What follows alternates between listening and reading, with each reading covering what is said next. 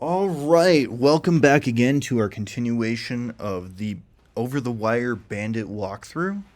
We are going over level 14-15 today. So essentially this time we're getting a little bit more into network and how networks work.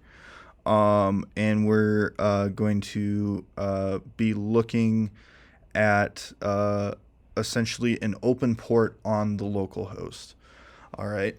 So Bandit level 14, level 15 is taking a step up in advancement from basic Linux.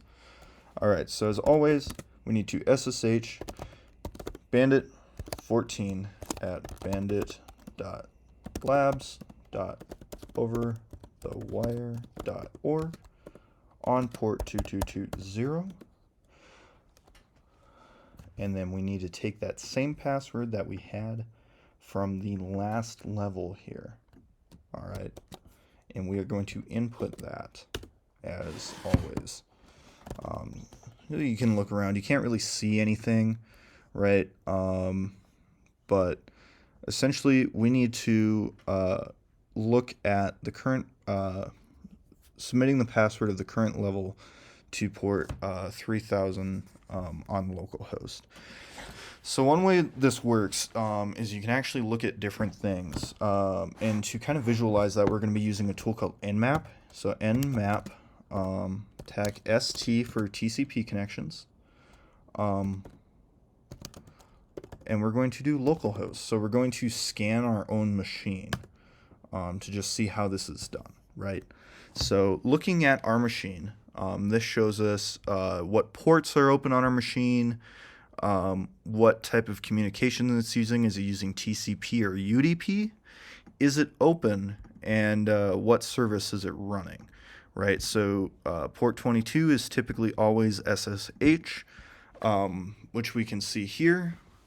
We have this extra one here, but here's the port we're looking for. It is using NDMPS, right? So one way we can actually connect to this port is by using something called Netcat. So Netcat is NC, and we can just type out help here. My apologies. Netcat tac h help. Right, so Netcat is a very powerful tool. You can use it to create a listener on a port. You can use it to connect to a port. But essentially what Netcat does is it allows you to have a raw connection to a port. Right, so this is just a direct connection. There's no special service running. It's just straight up a TCP connection. Right, so we're going to use Netcat localhost, and then that port is what, 30,000? Yeah, 30,000. All right. So now we have it doing this, right? Which is a little weird. Oh, we need to enter a current password. All right. So if we take that, do that connection, we should be able to take this, copy it, and if I do Control V, enter that, there we go. So that gives us that proper password. Now I wonder if we can't use it like it's a command line, right? Little bit of pushing and pulling here. So we're gonna netcat again, right?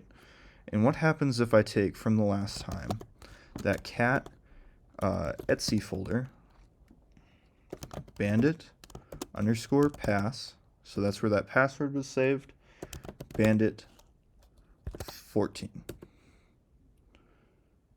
Okay, so that does not seem to work.